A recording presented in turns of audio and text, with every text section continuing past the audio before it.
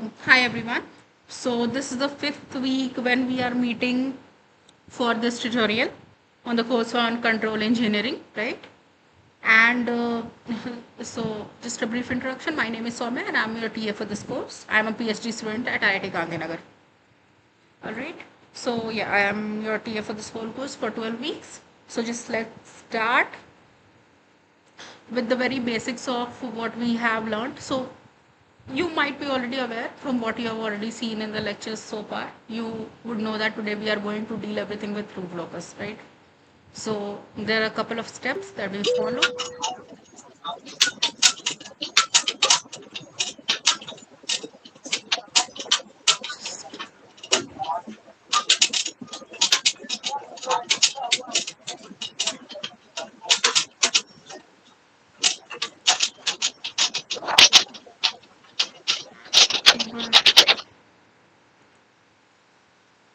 Okay, thank you.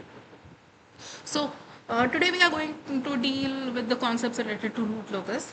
But before that, what we have done so far. So in the last week, we were mostly talking about stability. We learned about Raoult-Hurwitz criteria and what relative stability is, right? That was in the last week. And before that, we have seen a couple of mathematical questions, and then we have also seen Uh, okay, we have seen a couple of mathematical questions. We have seen how to do the block diagram reduction, what is time response, right? All of these things we have seen. Apart from this, you already know that Laplace transform is the heart and soul of the subject, so you should always be knowing about it. So this week we are going to mainly read about root locus. And once we're done with root locus, then we'll move to frequency response and Nyquist stability criterion. That is just another method of finding if the system is stable or unstable. So we'll do that later in the next class. But today we are going to deal with root locus technique. Okay. So there is something. Um, there should be a motivation that how the pose and the response of the system are related. If they are related, then why do we design root locus? And maybe we can go with some introductory example. Then we can see what is magnitude criterion, what is angle criterion, and then what are the asymptotes, where is the centroid, where are the breakaway and breaking points, what is the angle of departure, what is the angle of arrival, right? So all of these are some things that we're going to see today. So let's begin. Okay. So as Nilesh said that if I could briefly explain the theory part of root locus before getting into problem solving. So that's fine. We'll go with that first. Since I know that you have some problems, feel free to ask in between wherever you face any problem, right? And yeah, we'll go through each step. So let's start from the very basics. So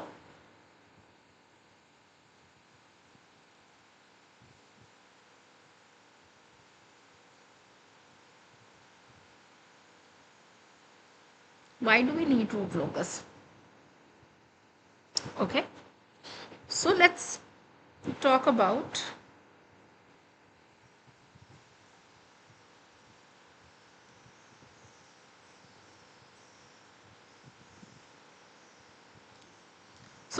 about closed loop feedback system. What is wrong with this? Hmm.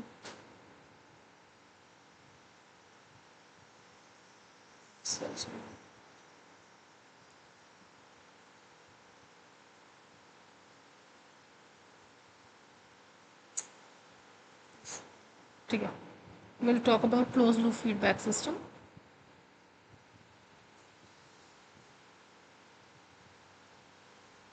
All right. So for a negative feedback system,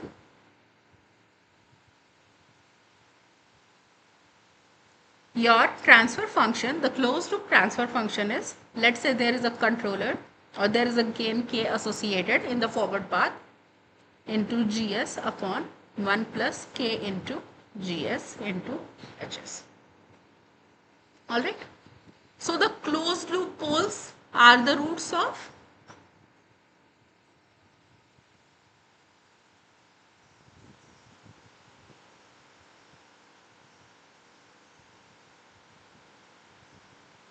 1 plus k into gs, which is equal to 0. Okay, so what we can say is system response is primarily decided by closed loop poles. Okay, so the open loop poles are fixed by the plant, right? The transfer function corresponding to the plant is gs, and the open loop poles are fixed by the plant. However, after closing the feedback loop, the poles generally change with the controller gain k, right? Because this k now decides where would the poles be located. Therefore, we want to answer, as k varies from 0 to infinity, where do the closed loop poles move in the S plane? Okay, ये k जो parameter है, ये इसको हम जब vary करते हैं in between 0 to infinity, हमारा जो क्लोज लूप पोल आता है इस कैरेक्टरिस्टिक इक्वेशन से, how does it vary in the s plane with change of k? Does with variation in k, does our pole move to the right half of the S plane? Does it always remain in the left half of the S plane? Or does it cross the imaginary axis? Does it cross the imaginary axis at all? Okay, so all of these questions are there which we want to answer कि k को हम कहाँ तक vary करें, by what magnitude, or like how we should be varying k in between 0 and infinity, so that we are able to design a stable system. All right, like you cannot have any pole. If you want to have any closed loop pole, we don't know, you might make the system unstable. You might want that the response should be a very faster one, and accordingly you are changing the location of the closed loop poles. You are thinking that my system is going to be faster, and hence I can have a nice exponential, faster exponential decay, but later you end up destabilizing the system. So just to study this behavior, that given the system, given the closed loop poles of the system, how this k parameter affects the locus of these closed loop poles. All right, so this is very important. As k varies from 0 to infinity, where do the closed loop poles move in the S plane? Okay, so the plot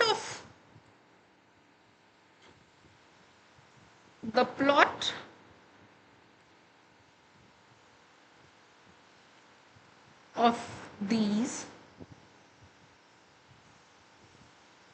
pole trajectories is called the root locus. Okay, so you might remember we had taken an example of a first order system which is represented by this 1 upon tau s plus 1, which has a pole at minus 1 by tau. Its natural response contains e to the power minus t by tau. So a pole farther to the left has a more negative real part, right? If you are farther from here, you have more negative real part in the pole. It produces a faster exponential decay, right? But if there is a pole which is closer to the imaginary axis, it produces a slower response, right? And a pole on the right half of the plane produces a growing response and instability. So we are not talking about this right now. But where is the pole actually matters, because it increases or decreases the speed of a system. You either have a faster exponential decay and reach the desired value, or you have a slower exponential decay. Okay, so if we have pole in farther left, so we have faster decay. Okay, if the real part of the pole is greater than 0, that means that the system is unstable. These are some very basic things, and I hope you understand why I am talking about this. Is it clear? If it is not clear, then I'll make this understand, because I think I have repeated it 2-3 times. So if you want, I can do it again. Please let me know if there is any confusion with this.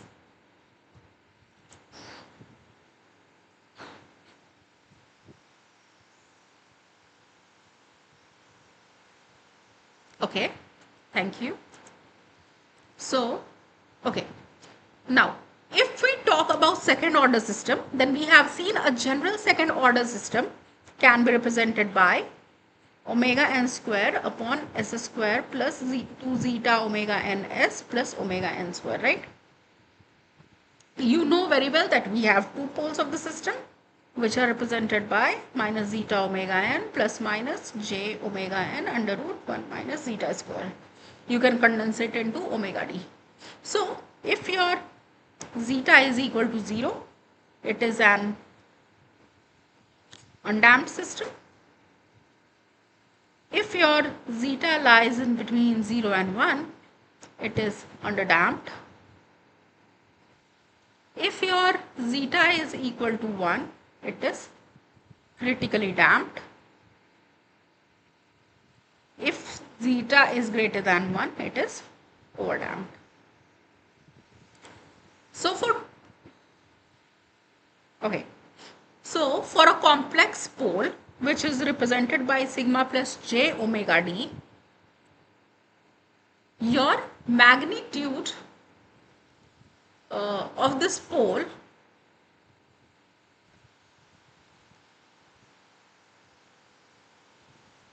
is given by under root sigma square plus omega d square.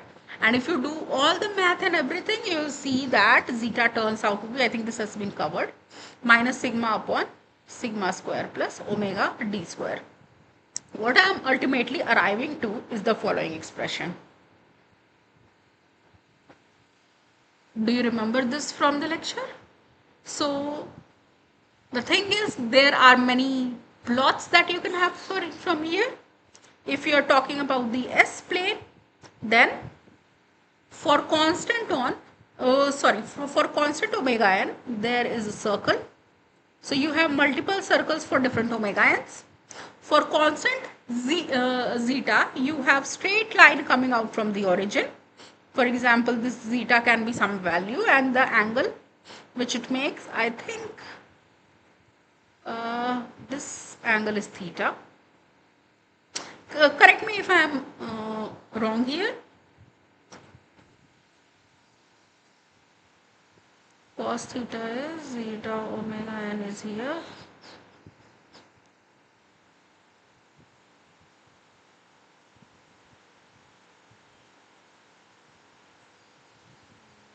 Here.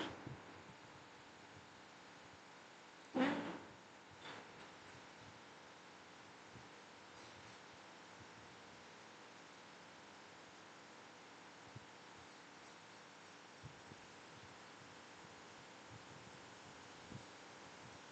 Is this correct? Is this theta or this is theta?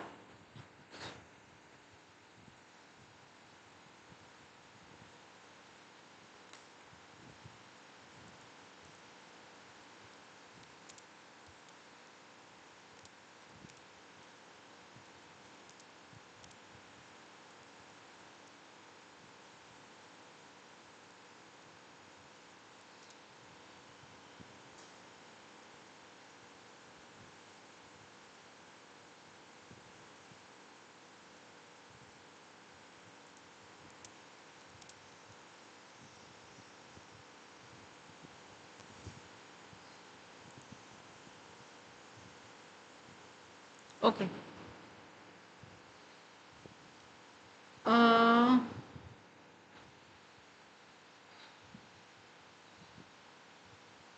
Okay, let's say this entire thing is zeta omega n from the real part. This entire thing is j omega d. Okay. then this is omega n.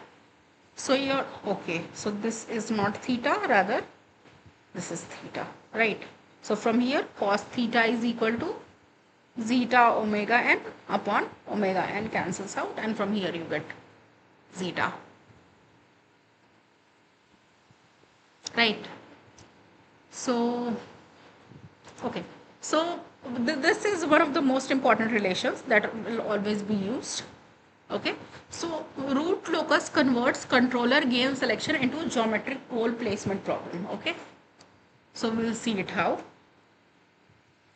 So you know the open loop transfer function can be given by k into gs into hs.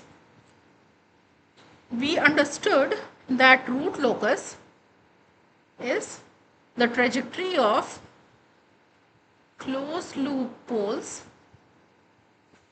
as k varies from 0 to infinity. It is not a plot of gs, it is a plot of the roots of 1 plus ls is equal to 0. All right. So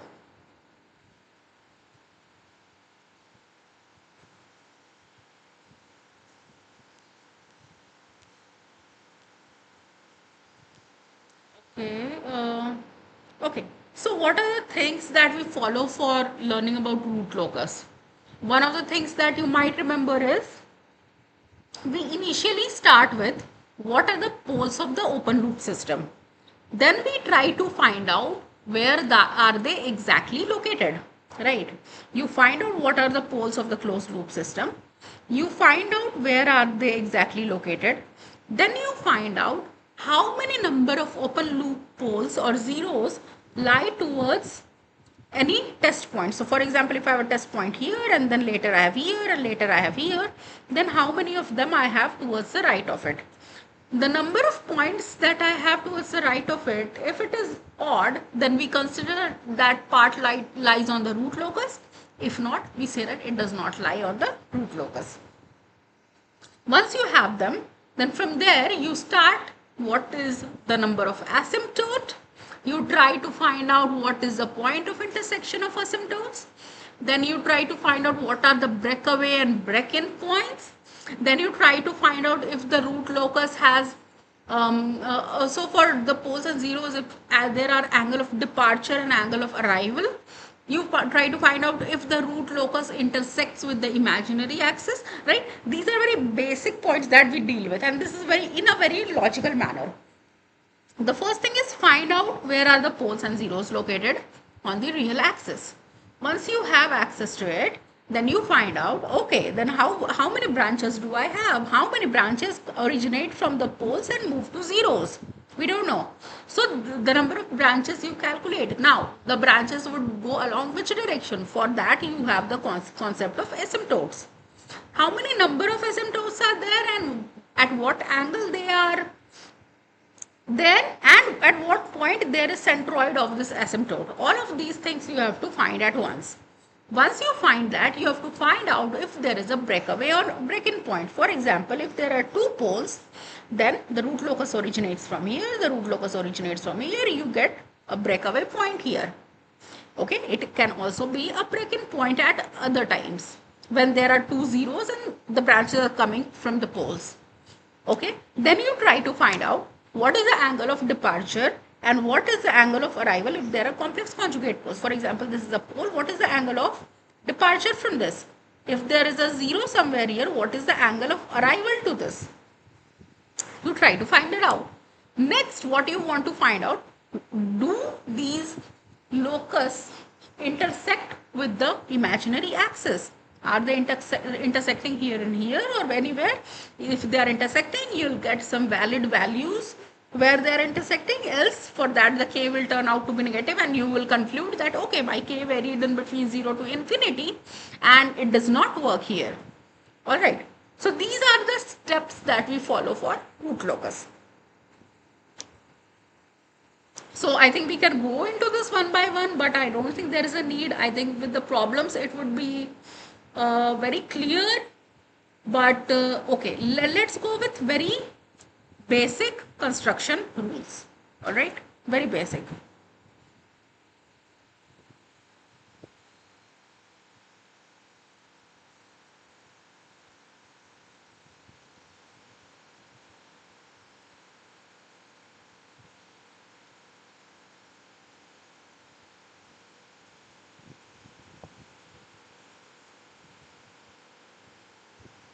Okay.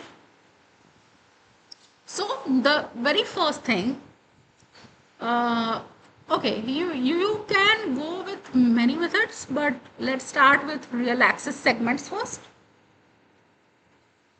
So let's first find out where does root locus lie on real axis. Okay, and what do you do for this? A point on the real axis. So if let's say I have a zero here, I have a pole here, I have an open loop 0 here, and I have an open loop pole here again, and let's say I have an open loop 0 here. I'll consider a test point. Let's say I consider it to be here. How many poles and zeros do I have to the right of it? It is 0, right? That means this does not lie on root locus. Now let's check about it. Let's get a test point here. How many open loop poles and zeros do we have towards the right of it? 1, which is odd. Hence this point, this part lies on root locus. Now if we talk about this part, they are 2 and hence it does not lie, and from here it is 3, so it lies. So the part of the real axis on which the root locus lies is just between these 2 poles and zeros and these 2 poles and zeros. So you got to know, okay, I have some root locus lying on the real axis and they are here and here. Alright. Apart from this, the second thing that you need to do is you need to find out what are the number of branches. Okay. So if the open loop transfer function has n poles and so if the open loop transfer function has n poles, then the root locus has n branches. जितने पोल उतने branches होंगे. Because the characteristic polynomial is of degree n, there are n closed loop roots. Alright. So you come to know, okay, there are going to be n branches. Okay. Now, where do the branches start and where do they terminate? The branches originate at poles and terminate at zeros. Okay. So if so the characteristic, so what I'm saying is, if for k is equal to, and when it starts it's k is equal to 0, and when it ends it is k is equal to, or k basically tends to infinity. Okay, so root locus is symmetric about sorry.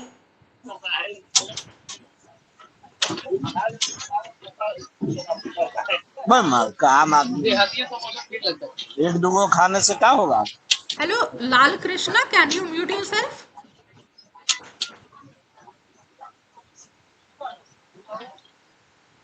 Okay, thank you. So, root locus is symmetric about real axis, that you have to know. This follows because real coefficient characteristic equation is complex conjugate roots. So, okay, so we'll see that when we are doing example. But, okay, so, okay, from here, do I need to take an example here? Nilesh, since you had some doubts, do you want to take an example here itself, or it can be taken at further stages?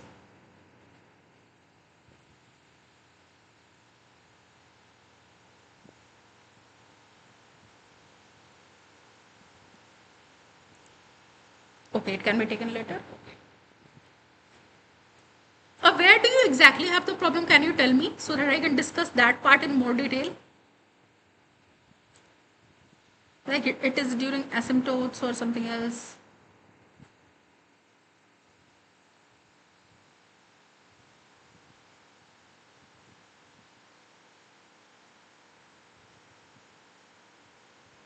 Okay, thanks. Okay, after this, so there are n poles. So now we are going to talk about asymptotes and centroid.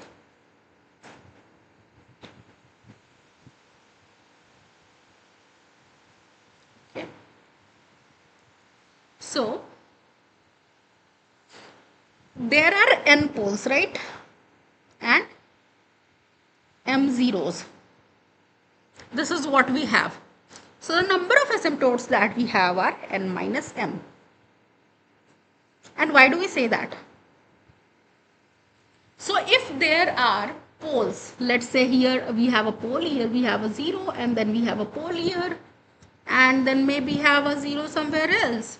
So you have to be very sure that the branches originate from the poles and it terminates at 0. So from here it may be that you would get a root locus like this. It started from this pole, it went to the 0, it started from that pole, went to the 0. Okay, but what if your n and m are not equal? So what I'm saying is, you get to have a pole, you get to have a 0, okay, but there is another pole and there is no 0 for it to terminate. So in that case, what will happen? You'll have a branch going out like this, maybe from a pole to 0, but what about this pole? Where would the branch go from this? It has to follow an asymptote to reach infinity. Since it does not have 0 where it can terminate, it moves to infinity. Alright. So in that case, we have to find out what are these asymptotes, at what angle these are. So all of those things are there. So there are a number of branches which are given by n minus m, and this is the number of asymptotes that you have. Now the next question is, what is the angle of these asymptotes? How do I know if it goes at minus 180 degree or some at the other, for example, in this case, how do we know that it goes at 120 degree, 240 degree, and all of these? So basically we have to find out what are the angles of these asymptotes. Okay, so it is given by, these angles are given by 2q plus 1 into 180 degree by n minus m. Okay, and q varies from 0 to n minus m minus 1. So you already know what is the number of asymptotes, right? So you don't need to calculate this. But the thing is, for example, if I put the value of q here to be equal to 0, what would I get? I would get 180 degree upon n minus m. When I put the value of 1, I would get 5 into 180 upon n minus m. Okay, so similarly, you can always go with this and you'll get the answer. Then we also need to find out where do these asymptotes intersect. What is the point of intersection? Okay, that is given by, the centroid is given by summation of all the closed loop poles, okay, minus summation of all the summation of all the open loop poles, summation of all the open loop zeros upon n minus m is basically the intersection of these asymptotes. Okay, so asymptotes describe only the limiting directions. Root locus branches need not lie on the asymptotes for infinite k. The centroid is not generally the average of the poles. Okay, that's fine. So that we'll see. Then, what about breakaway and break-in points? I think after this I'll take the example so that I can give you a holistic picture. But before that,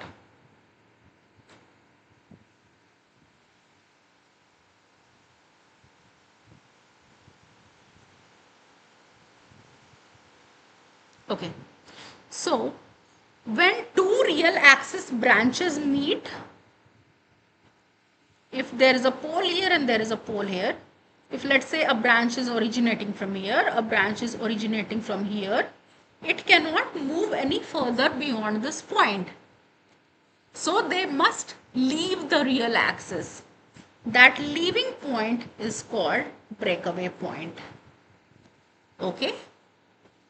When two complex branches meet, if let's say there were two zeros here, branch is coming here, it meets, sorry, there are poles here. They come here, they meet, and let's say there are two zeros here, or maybe just a zero and another asymptote along this direction. So they meet, they break in and move towards the directions. So this is called break-in point. Okay. In this case, at a multiple closed loop route, the gain is stationary with respect to S. Let's not go into so much detail, but what I am really saying is, we want to find the value of gain K such that your dk upon ds is equal to 0. Okay. You already know your K is equal to minus some denominator upon numerator. If you differentiate it, the breakaway, breaking points, break-in or breakaway points, you'll be able to get. So I think this would be more clear with the help of example. Okay. Then, okay, so I think I should take an example here. Then I should move to angle of departure and arrival. But let's talk about this first. Okay, so let me check for an example from the notebook.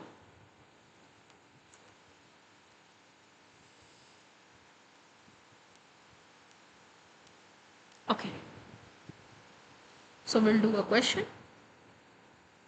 So if let's say my open loop transfer function is given by k into s plus 1 upon s plus 2 into s plus 3 into s plus 4. All right. So what are the poles? Minus 2, minus 3, minus 4. What are the zeros? They are minus 1.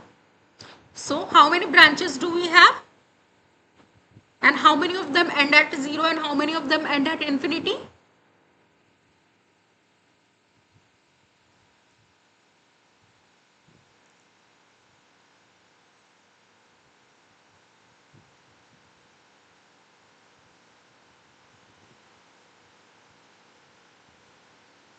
So from here we come to know that n is 3 and m is 1. So the number of branches that we have is equal to n, which is equal to 3. Right. Now, there are 3 branches. Out of them, one of them terminates at 0, which is at minus 1, and 2 end at infinity. Right. Okay. Now, let's see where do they lie on the real axis.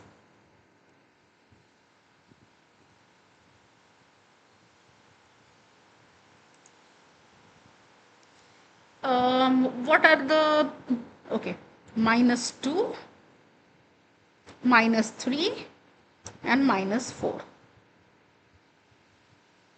And there is a 0 at minus 1. Okay. In how many chunks we can break it? We can break it into minus infinity to minus 4, minus 4 to minus 3, minus 3 to minus 2, minus 2 to minus 1, and minus 1 to infinity. Now, from here we have to decide which portion lies on the root locus. Does this portion qualify?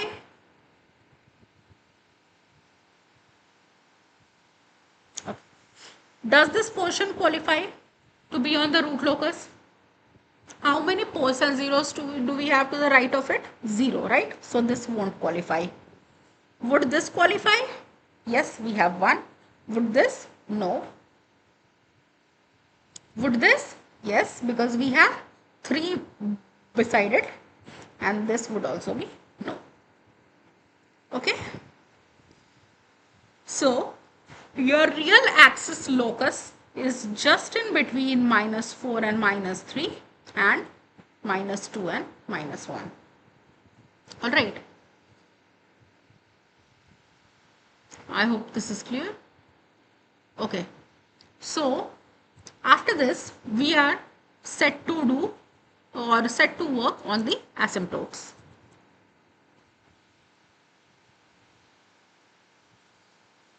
So here itself, how many branches do we have? Our n was equal to 3, our m was equal to 1.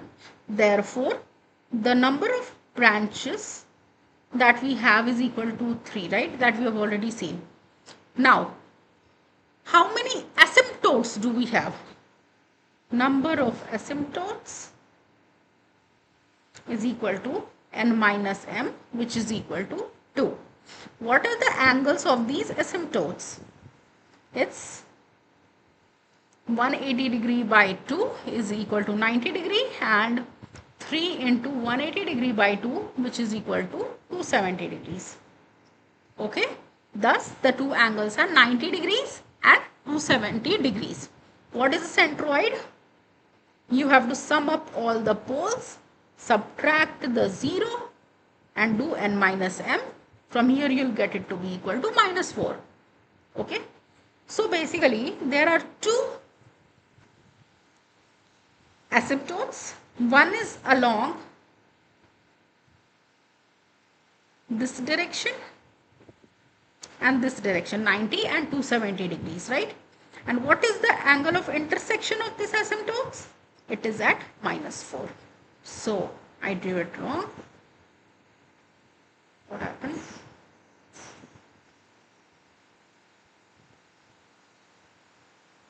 So your asymptotes are here. Okay, at 90 and 270 degrees. Okay. Now, what about the breakaway and break-in points?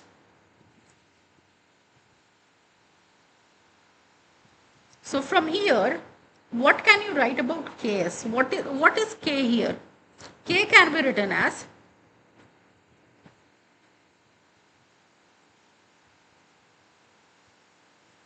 the negative of the numerator, which is s plus 2 into s plus 3 into s plus 4 upon the numerator. And how does it come? It comes from 1 plus k into ls is equal to 0. From here, find out the value of k. Okay, this is your k. Now, after this, you differentiate this dk by ds. Maybe you can just expand it completely and then try to differentiate and get that equal to 0. From here, you see that you'll get a cubic polynomial s cube plus 6s square plus 9s plus 1 is equal to 0. So from here, your s would turn out to be minus 3.53, minus 2.34 and minus minus 0.12. Okay. So if you apply the validity test, this part lies in between -4 and -3. So this is valid because we are saying that this part lies on the root locus. The other point that we have got here are, because this is breakaway point. Since it is a breakaway point, it should definitely lie in between the same span in which the root loci is allowed to lie, right? If we talk about this, it cannot lie because it is not on root locus, and this is also not on root locus. If you check, it would turn out to be in the other intervals. So both of these are not possible, and the only value that is possible is 3, this one. Therefore, the breakaway point is minus 3.5372. So it would be somewhere around here. Okay. This is your breakaway point.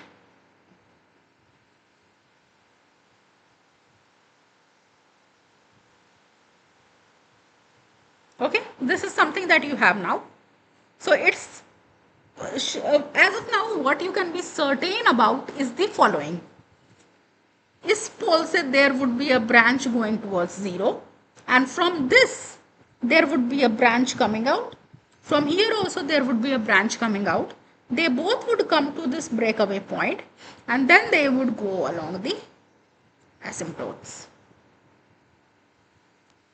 Alright, does this make sense? There is no angle of departure, angle of arrival here, because we do not have any complex conjugate poles and zeros.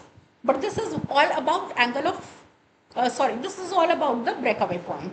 Is this clear?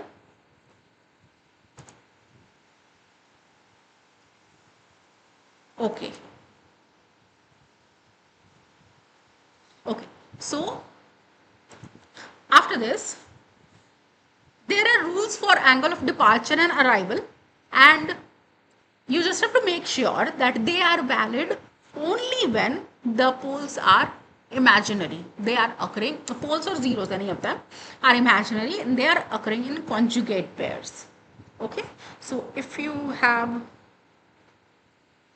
some pole here, you are going to depart. So this is angle of departure. If there is a zero to which the poles are coming, it can be angle of arrival.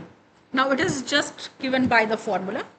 Your angle of departure is given by 180 degree plus summation of all the angles contributed by the poles minus zeros. Okay, and it has to be subtracted from all contributing poles. So this we'll see when we do the question. So angles should basically always be found from the vectors drawn from the other poles or zeros to the pole or zero under consideration. Okay.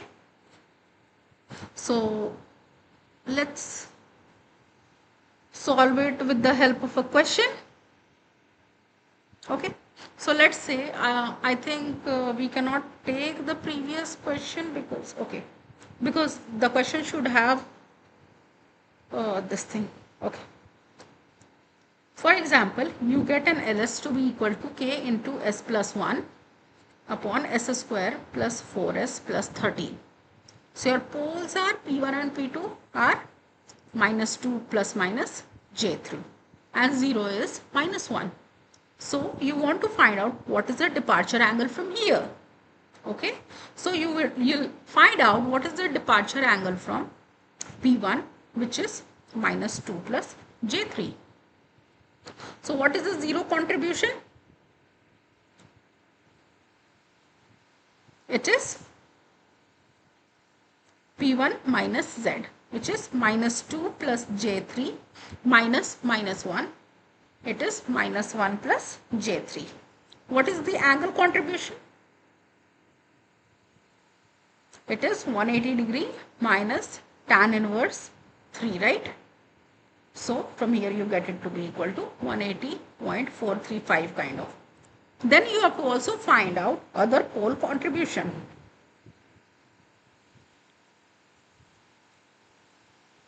So it would be P1 minus P2 is minus 2 plus J3 minus 2 minus J3 is equal to J6.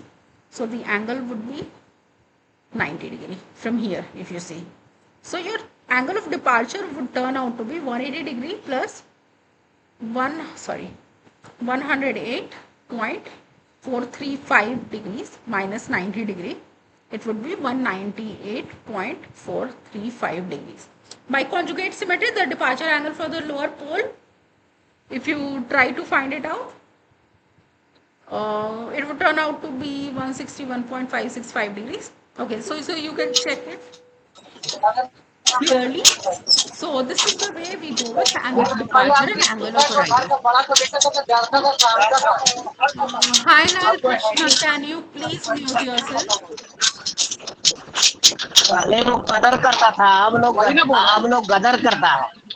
पहले हम बहुत छोटा था, सब कितना था ना, सब क्या पैसे होता रहते थे, पूजा पाठ कुछ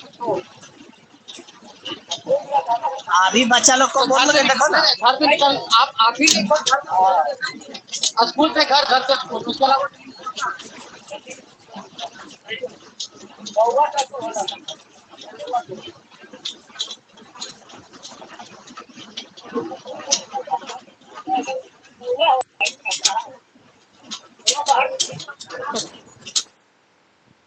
So after this, there is something called imaginary axis crossing. So you have to basically check if your root locus is crossing the imaginary axis. So you can use Rauthov's criteria or and substitute Js is equal to j omega in the characteristic equation and get it. So we have an example corresponding to this. So I won't be taking the question here. So the thing is, you have to just follow the steps for the construction of root locus, and it's not that it is something that you have to by heart, because all you have to do is understand why we are doing this, what is the reason behind it, क्यों real axis पे पहले पता करते हैं, then how why do we find how many branches are there, why do we find what are the asymptotes, where are the asymptotes, or what is the centroid corresponding to these asymptotes, so why do we find all of these things, then why do we find breakaway point. So there is a sense to all of this in continuation. Okay, so that's from here. Now let's begin with the question so that the concepts are even more clear.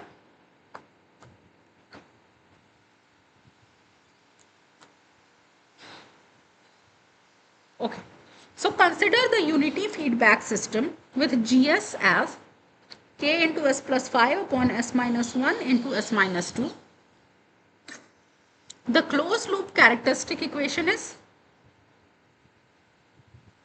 we want to, we know that a root locus consists of a circle. We just want to find out what is the radius of this circle. So let's work in that direction. We don't need to plot everything to know that it is a circle because it has already been told here. So let's go ahead.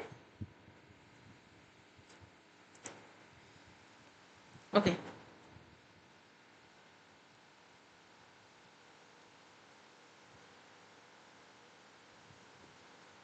So closed loop characteristic equation here is 1 plus gs is equal to 0. Right. So if you find out 1 plus gs, it would turn out to be s minus 1 into s minus 2 plus k into s plus 5 is equal to 0. From here, if you simplify it further, you'll get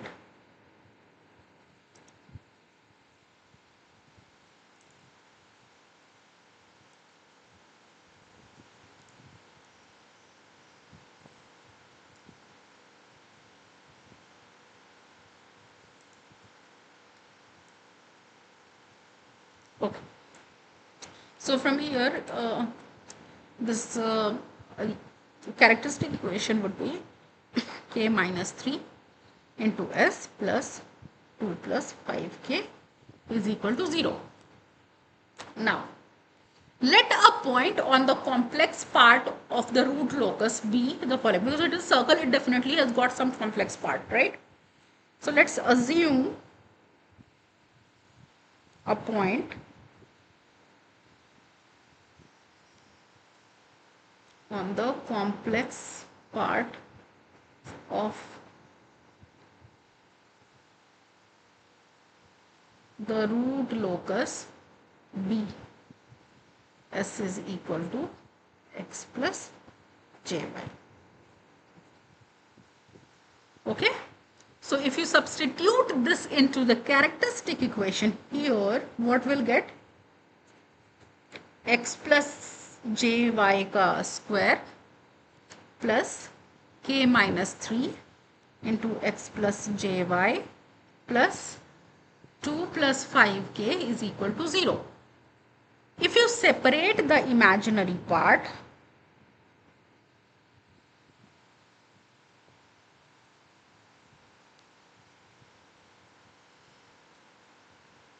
you'll get 2xy plus k minus 3 into y is equal to 0.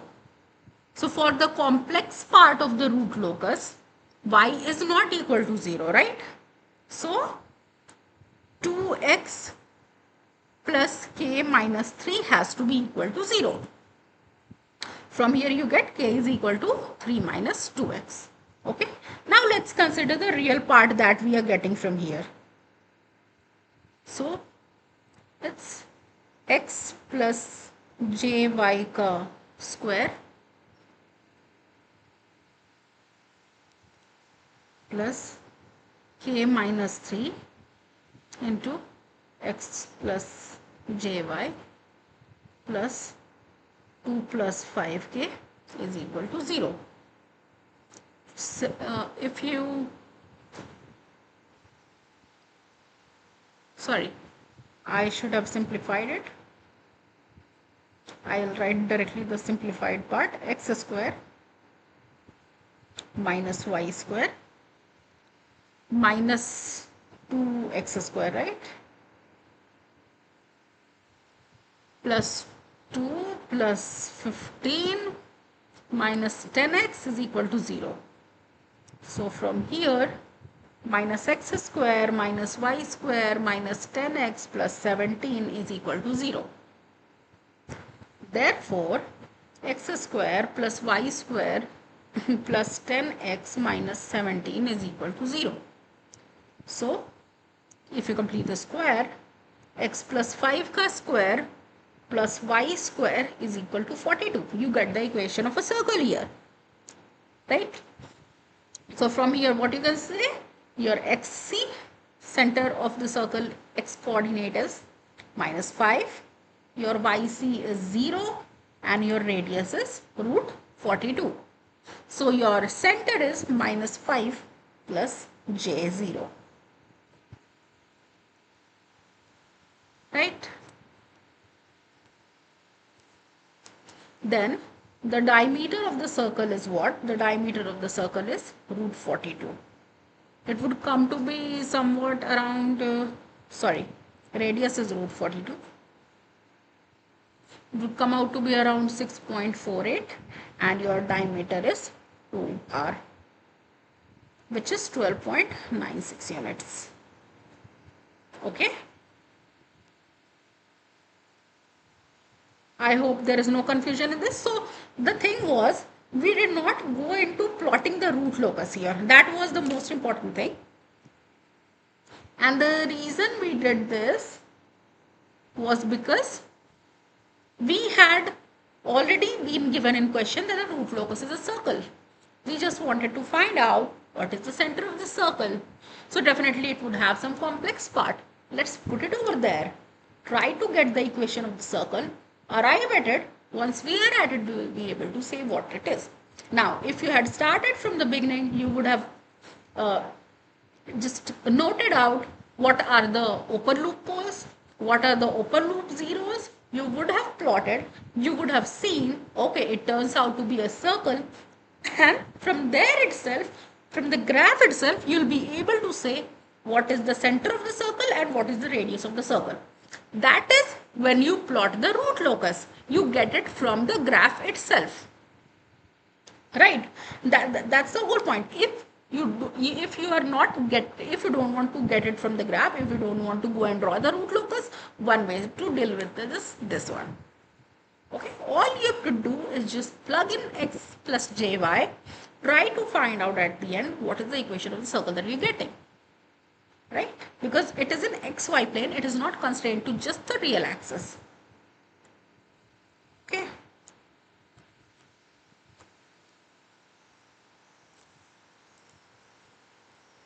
Let's move to the third question.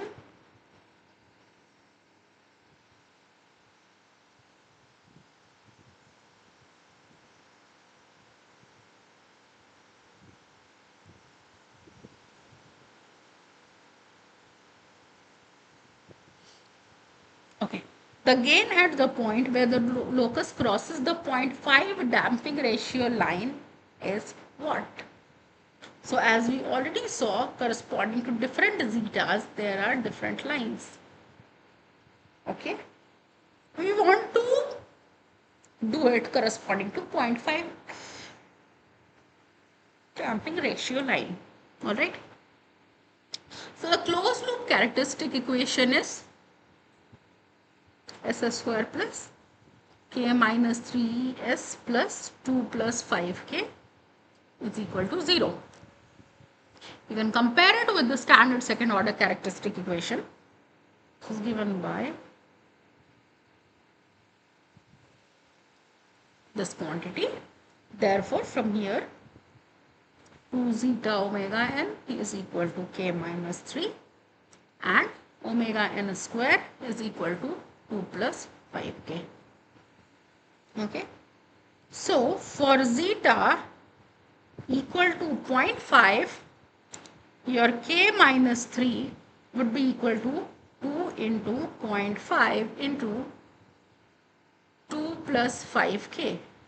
So your k minus 3 would be equal to under root 2 plus 5k. From here you can square on both the sides and solve for the values of k.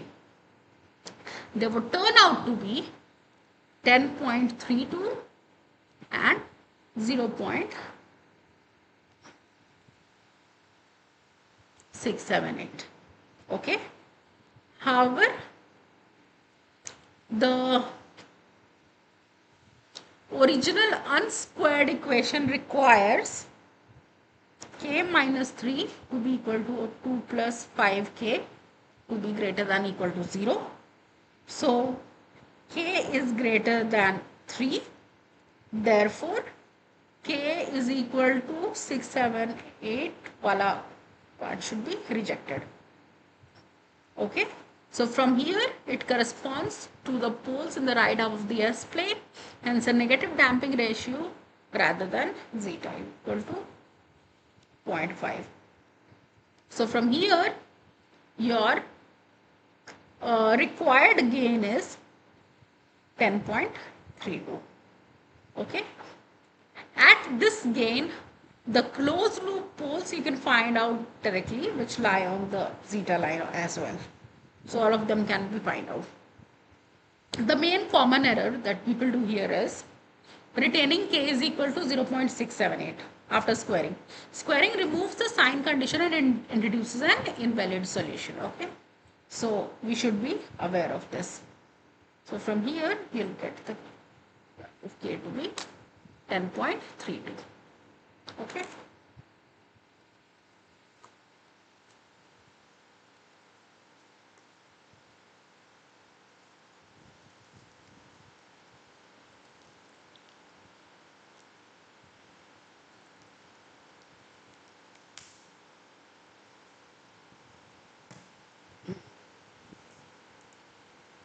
Okay. Now, moving on to question 4.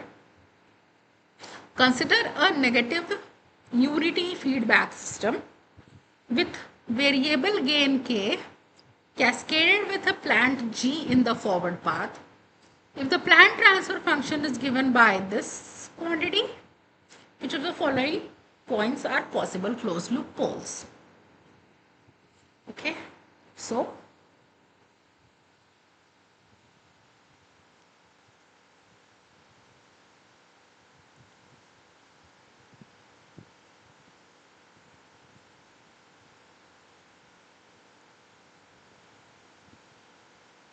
the open loop transfer function is k into gs, k into s square plus 4 upon s plus 4 into s plus 3 ka square plus 4. Okay. So, for negative unity feedback,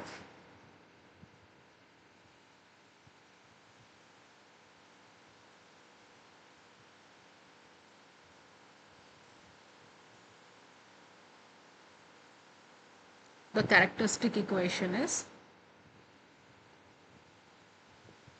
1 plus kgs is equal to 0. Okay. So, hence, at any possible closed loop pole, S is equal to S0 k is equal to minus 1 upon g s naught. Okay, so minus s naught plus 4 into s naught plus 3 का square plus 4 upon s naught square plus 4. Okay, so for the conventional root locus,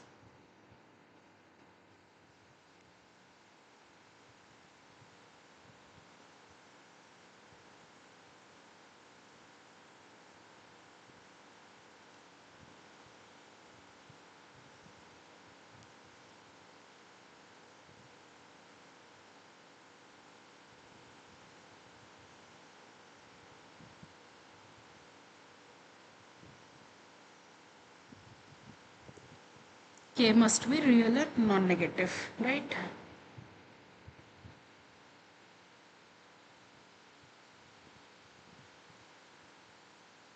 If there is any question, please ask. Thus, what we do is substitute each candidate and check.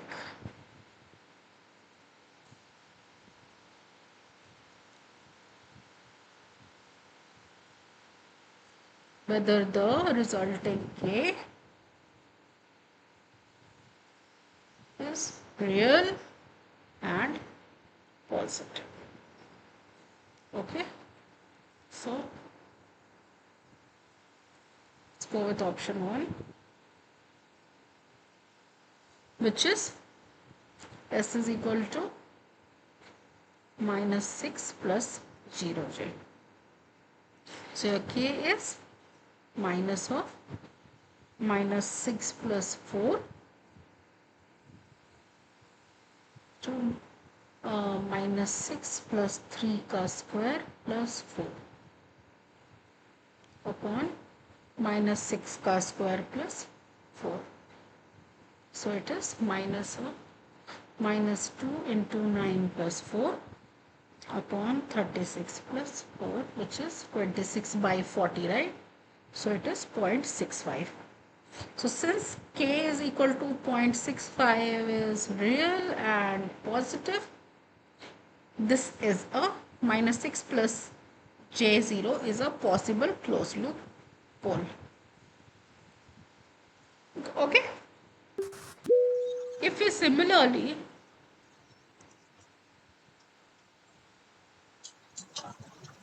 there was a message.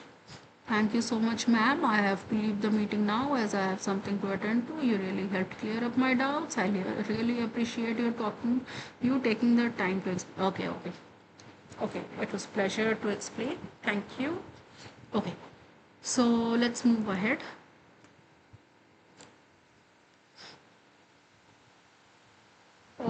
Okay, if we talk about the option 2, your S in the option is minus 2 plus 1.96j. I think I'll explain this and I won't do it for the other parts. But what you see here is, if you do the same steps that we followed earlier, you'll get the gain to be equal to 1.290 plus j 0.0004 kind of. The extremely small imaginary part is caused by rounding of 1.96.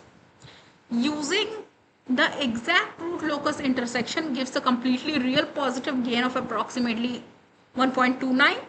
Therefore, it is a possible closed loop pole. Because the characteristic equation has real coefficients, the conjugate point minus 2 minus 1.96j is also closed loop pole at the same gain. Okay. If you try to find it for the option 3 in a very similar way, minus 3 plus 0j, you'll find that once you substitute all the values for k ka expression, it requires a negative gain. So, since the standard root locus has assumed k to be greater than or equal to 0, minus 3 plus 0j is not possible pole for positive k. So, it also fails the real axis root locus rule, and there are no real open loop poles or zeros to the right of minus 3, which is an even number. Okay. When we talk about the fourth option, which is minus 2 plus 0.96j, For this, again, you'll get the gain to be something of not real type. Okay, you'll have k is equal to some minus some value minus j something. So it cannot take a complex value. Therefore, the root locus angle condition is not satisfied. It is not a possible closed loop poles. So the correct option that you have are the first and the second ones. A point belongs to the positive gain root locus only when minus 1 upon gs is real and not negative. Okay.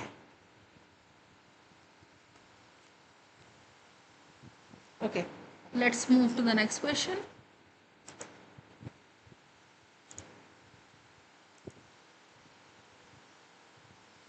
Consider consider the open loop system with an unity feedback system given by this thing. The root locus plot with k being varied from 0 to infinity. Answer the following questions. How many branches does the root locus have? Can I get this answer from your side? Like, how many number of poles are there? How many numbers of zeros are there? And then what is the number of branches? Any idea?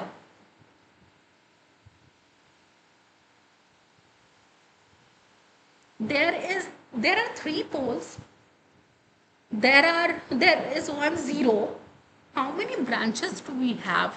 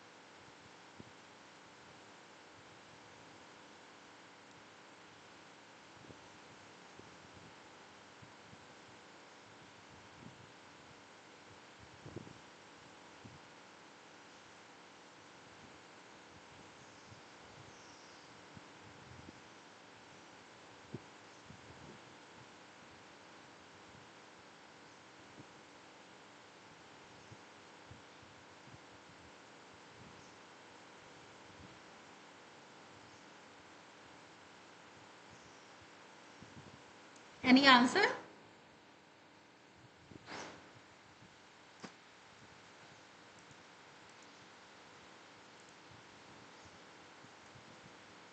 Okay, so let's go ahead. So, the number of root locus branches equals the number of open loop poles, right? So the open loop poles can be obtained from the characteristic equation.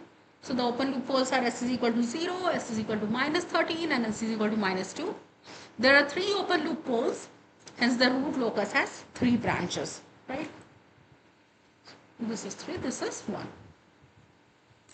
So each branch begins at an open loop pole when k is equal to 0. Thus the 3 branches begin at 0, minus 2 and minus 13. There is one finite loop 0 which is open loop 0 which is at minus 5. Consequently, one branch terminates at finite 0 which is s is equal to minus 5 and the remaining 2 branches terminate at infinity. A common mistake is to count the single open loop zeros and conclude that there is one branch. The branch count is determined by the number of open loop poles, not by the number of finite zeros, right? So, the number of branches that the root locus has.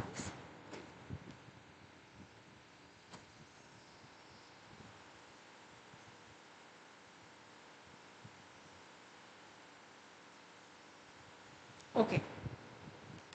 The next question is, does s is equal to minus 4 lie on the root locus? So, the open loop transfer function is already given here. Where are the poles? They are at 0, minus 2 and minus 13. Where is the 0? It is at minus 5. It's asking about minus 4, which lies in between this interval. So this definitely does not lie on root locus. This lies and this does not lie. Right. So minus 4 that would lie here does not lie on the S. All right. Let's go ahead with question number 7. Write any one angle of asymptote. Okay. So your open loop transfer function is 2k into s plus 5 upon s into s plus 13 into s plus 2. Right? Now, it has n is equal to 3 open loop poles, m is equal to 1, finite open loop 0. Therefore, the number of branches going to infinity, and hence the number of asymptotes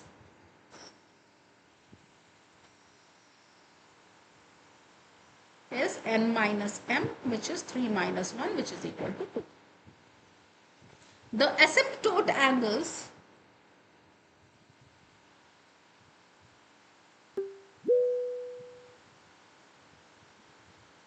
for a positive gain root locus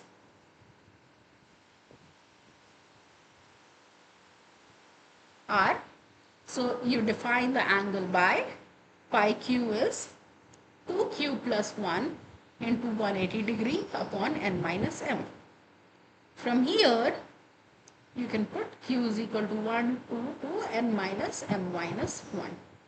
Since n minus m is equal to 2, for q is equal to 0, what will get?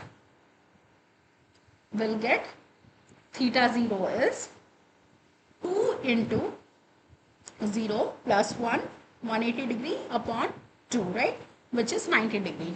So if one of them is 90 degree, can you tell me what is the other angle? If you put the value of q to be equal to 1, it has to be symmetric. Like it cannot be that you are getting one asymptote at 90 degree and the other asymptote at 180 degree. That is not possible. Okay. So it has to be somewhat symmetric. So you can guess it from the, or you can answer it intuitively. But can you tell me what is theta 1? So it will turn out to be 2 into 1 plus 1 into 180 degree upon 2, which is 270 degrees. Okay. Thus, the two asymptote angles are 90 degree and 270 degree. Since the question asks for any angle, either enter 90 degree or 270 degree, the angles 0 degree and 180 degree are incorrect. Okay, you cannot write that. Why?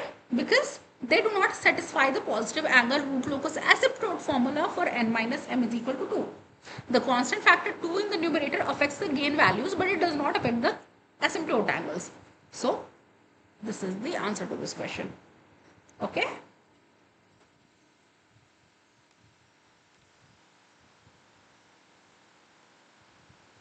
Okay. The centroid of the asymptote is at what? So, when we saw the open loop transfer function, it was 2k into s plus 5 upon s into s plus 13 into s plus 2. Right? So, where are the open loop poles? P1 is at 0, P2 is at minus 13 and P3 is at minus 2. Okay. About the open loop 0, it is at minus 5.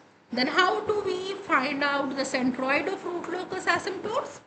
It is by summation of open loop poles minus summation of open loop zeros upon n minus m.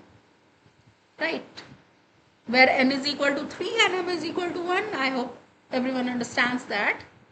So here it would be 0 plus minus 13 plus minus 2 minus minus 5 upon 3 minus 1, okay, to turn out to be minus 15 plus 5 upon 2, which is minus 5.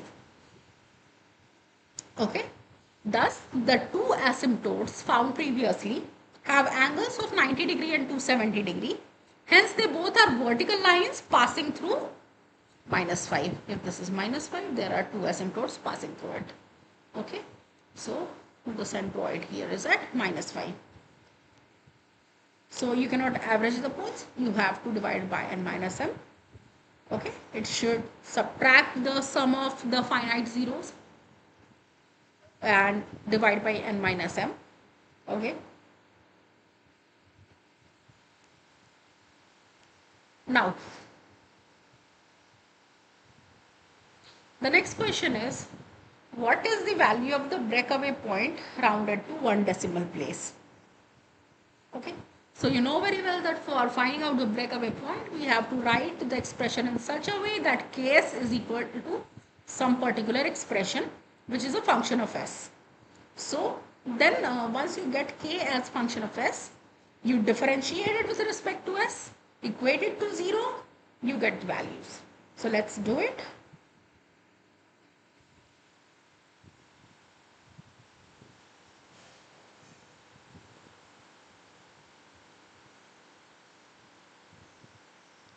One plus 2k into s plus 5 on s into s plus 13 into s plus 2 is equal to 0.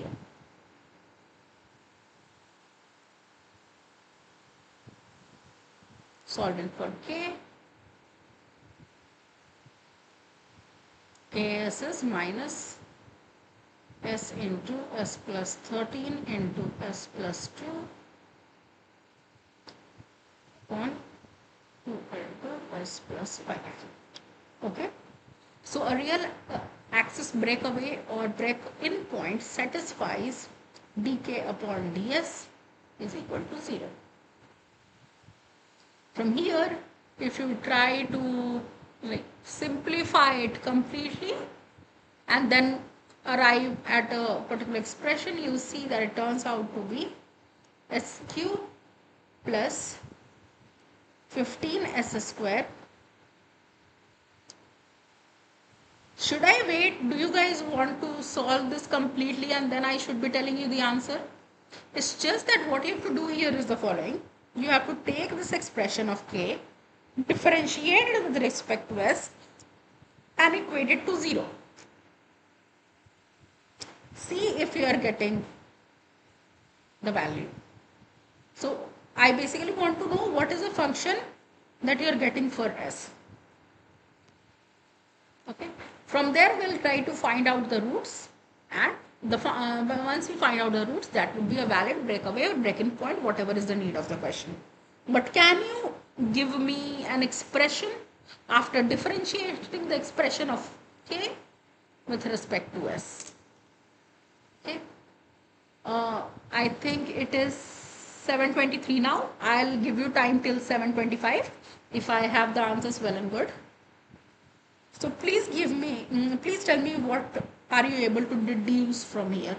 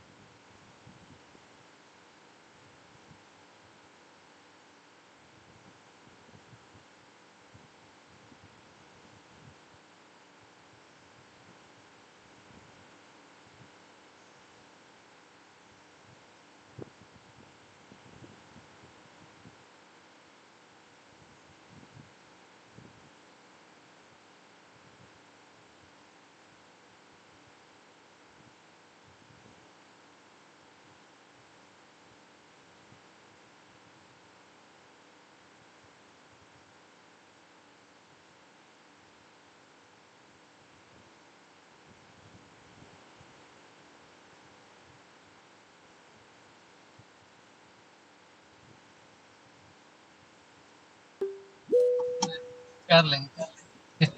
हाँ तो हम तो वही थे sir, हम तो बुलाते थे।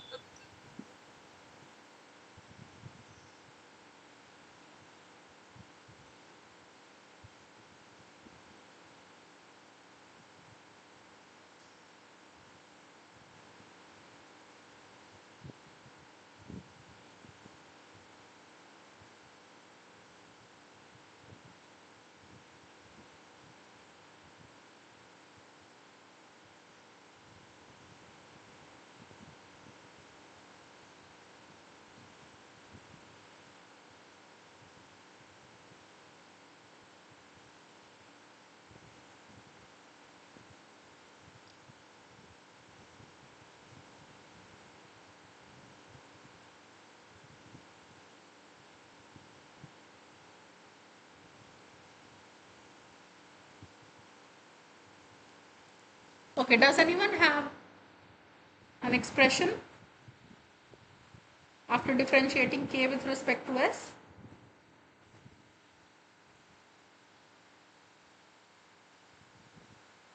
Lal Krishna, were you able to solve this? Do you have an expression?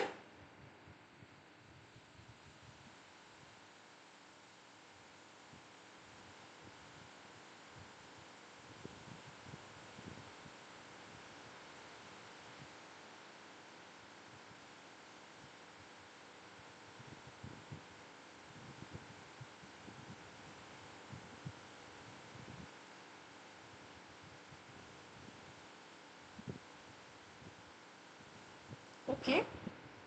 So if you arrive at the expression, it would turn out to be s cube plus 15s square 15s square plus 75s plus 65 is equal to 0. You can simplify it by writing it as x plus 5 ka cube minus 60 is equal to 0, which means s is equal to third cube root of 60 minus 5. If you try to find the value, it would turn out to be minus 1.085, something like that. This is a valid breakaway point because the real axis root locus exists in between minus 2 and 0. It exists. If you check it, it would exist in between this. So the two branches beginning at these points move towards each other, meet near minus 1.085 and then leave the real axis as complex conjugate pair. Okay. So the correct answer is minus 1. Okay. Let's move to the next question. Does the root locus intersect the imaginary axis? This is something that we have to find out. Okay. So,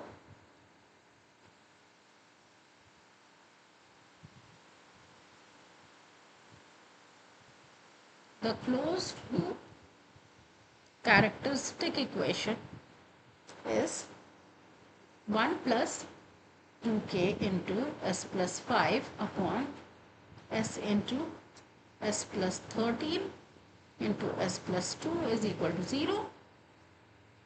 So from here s into s plus 13 into s plus 2 plus 2k into s plus 5 is equal to 0. Expand it, x cube plus 15s square plus 26 plus 2k into s plus 10k is equal to 0. So from here we can construct the routes table, right? So it would be s cube, s square, s to the power 1, s to the power 0. You'll get 1, 26 plus 2k, 15, 10k. If you solve it here, 15 into 26 plus 2k minus 10k by 15 and this 0 and here it is 10k. Okay. So s to the power 1 entry would simplify to 26 plus 4k by. So the left column is 1, 15, 26 plus 4k by 3 and 10k. For every k to be greater than 0, all these quantities are strictly positive. Therefore, all the closed loop poles remain in the open left half plane. There is no imaginary axis crossing for any positive gain. Okay, we can confirm this by directly setting S is equal to j omega. So if you write j omega q plus 15 into j omega square plus 26 plus 2k into j omega plus 10k is equal to 0. If you separate the real and imaginary part, you'll get them minus 15 omega square plus 10k is equal to 0, and for imaginary it will be minus omega cube plus 26 plus 2k into omega is equal to 0. So for a non-zero imaginary axis intersection,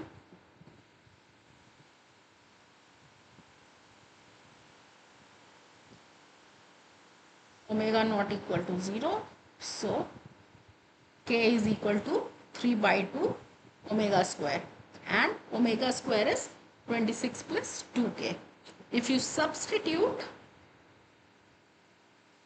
k is equal to 3 by 2 omega square, would turn out to be omega, so 26 plus 3, sorry, plus 2k, then it would turn out to be omega square is equal to 26 plus 3 omega square, and from here your omega square will turn out to be minus 13, which has no real solution, hence no non-zero imaginary axis intersection exists. Okay, so at k is equal to 0, open loop poles are 0, minus 2, minus 13, therefore the root locus technically begins at s is equal to 0, which lies on the imaginary axis. So mathematically it touches the imaginary axis at the origin when k is equal to 0, but it does not cross the imaginary axis for any k greater than 0. Okay, so the accepted answer here would be no. Okay,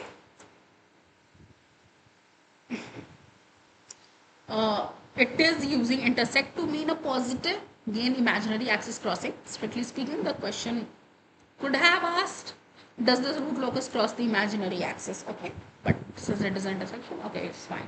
But this is all it is asking. All right.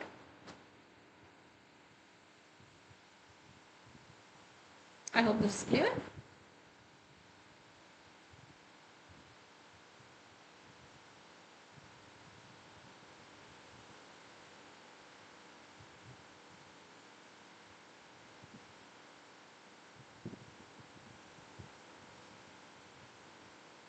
Okay, let's move ahead with the next question.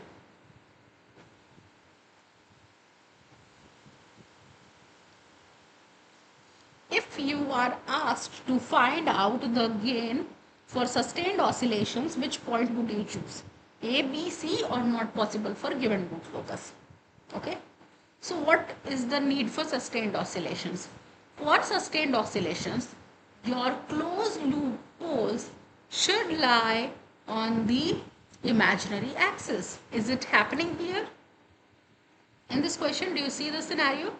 Here, for sustained oscillation, the closed loop system must have a complex conjugate pole pair exactly on the imaginary axis. Such poles basically produce the exponential function, which is oscillatory function of sine and cosine. Therefore, a constant amplitude sinusoid would exist. The real part is 0, so the oscillations neither decay nor grow. In the given plot, the root locus remains strictly on the left half of the S-plane, does not cross the imaginary axis at any non-zero value of omega. Therefore, no positive gain produces the sustained oscillation. So it is not possible for given root locus. Okay. For A point, what is the case? It is a negative real pole.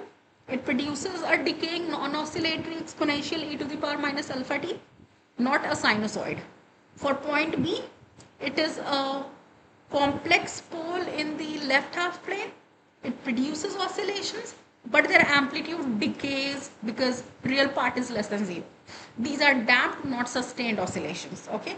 And for point C, it is also on the negative real axis and it produces a decaying non-oscillatory response. Although the plot shows an open loop pole at s is equal to 0, a pole at origin corresponds to omega is equal to 0. It can produce a constant or unbounded response depending on multiplicity and input, but not a sustained non-zero frequency sinusoidal oscillation. Alright. Thus, the required imaginary axis pole pair does not occur on the. Okay. I hope that makes sense.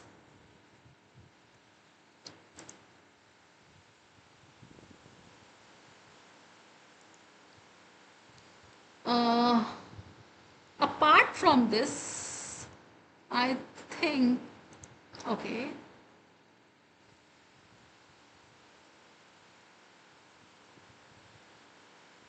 Okay, so I think there are two more questions, but you can look at it yourself. So one of them is related to the same thing. It is corresponding to damping ratio. And there is another question which is very simple. It is related to angle of departure, I guess. Yeah, it is related to angle of departure. It is using the same formula, the kind of the question that we discussed somewhat before. I want to move on to this question. I don't know if it is clearly visible, but what is written here is the pole zero plot of an open loop system is shown below. The shape of the root locus will be what? We have to identify it for this. So you see there are two poles here and two zeros here. Okay. So what should be the shape of the root locus? Can you tell me? Okay. If we talk about this, is it correct? It shows that the branches are originating from the zero. That's why it is not correct. So this cannot be the correct option. Let's look at the second option. I don't know. At 0, the branches are coming from infinity. But we do have poles and it should be coming from poles to 0. So this is also incorrect. Let's have a look at the fourth question. Again, the branches are arising from the zeros and coming towards the poles, which do not make sense. So this is also incorrect. Let's have a look at the third one. Alright. If you see carefully, there are two poles and then there are two zeros. The branch is originating from this pole coming over here. Branch is originating from here coming over here. And then they both are moving in different directions after breakaway point towards the two different zeros. So this is the correct root locus. Okay. I hope there is no confusion. So the basic thing is you have to find out which part lies on the this thing root locus, which part of the real axis allows for the root locus to lie there basically, and then you have to also see what is from where the branches should originate and where it should terminate. All right. Okay. Apart from this, I have another question. The valid root locus diagram is what? Do you think this is valid? Okay, let's start from last. Do you think this is valid?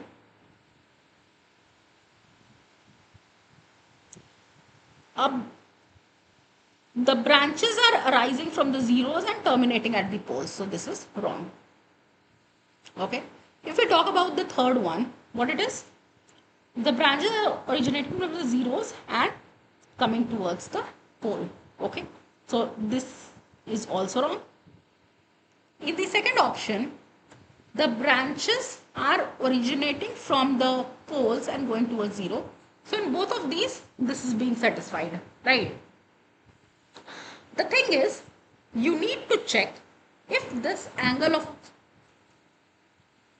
departure possible. Okay, which of these options would be correct?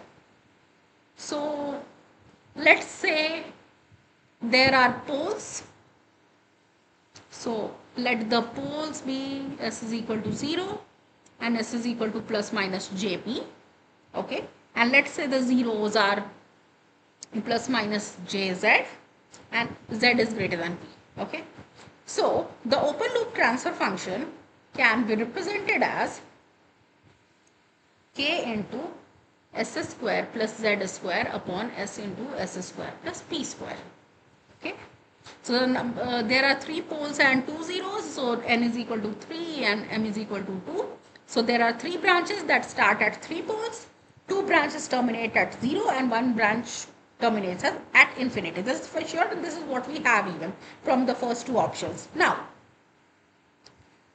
what is the angle of asymptote? Since n minus m is equal to 1, your theta a would be 180 degree.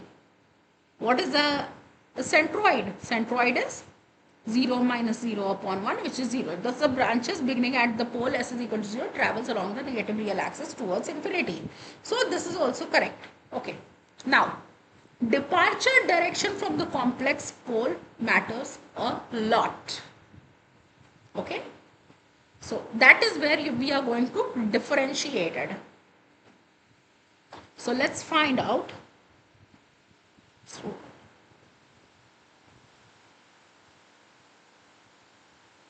okay, I hope the screen is visible.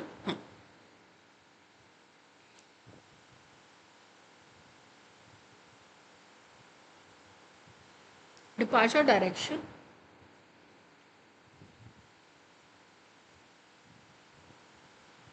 from the upper complex pole. Okay, so that pole is plus JP.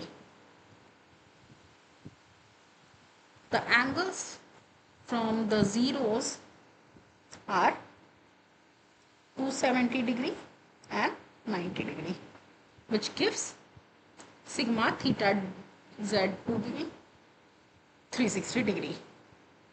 So the angles from the 2 poles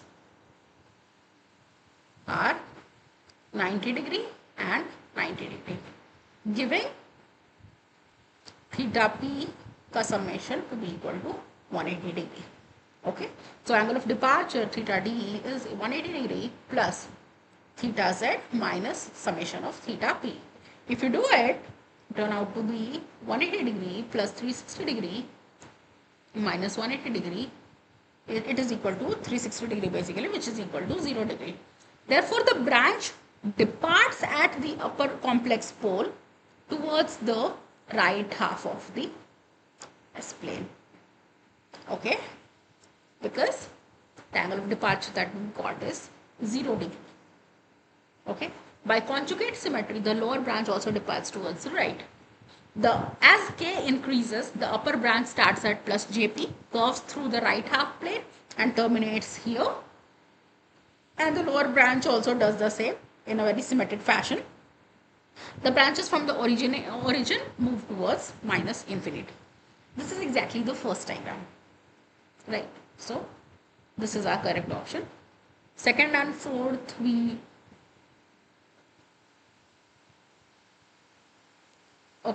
in second and fourth, the complex branches incorrectly curve to the left half of the S-plane. The departure angle is 0 degree, so they must initially move right. And for third, it has incorrect geometric side, but its arrows are reversed.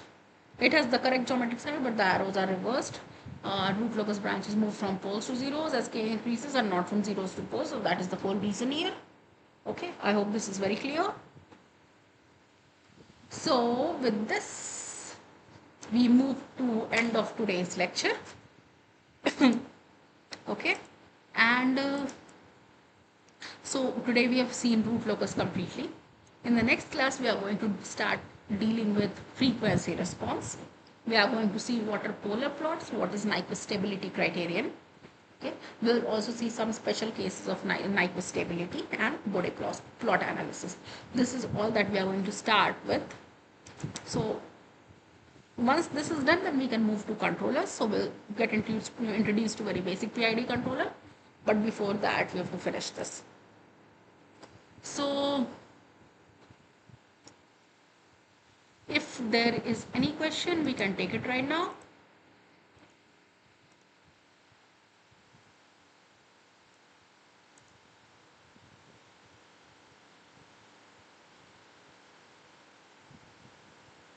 Okay, so since we are done with today's lecture and then there are no questions here, so we'll begin with Nyquist plot so polar plot beforehand, and then Nyquist stability criterion, and then Bode plot in the next class.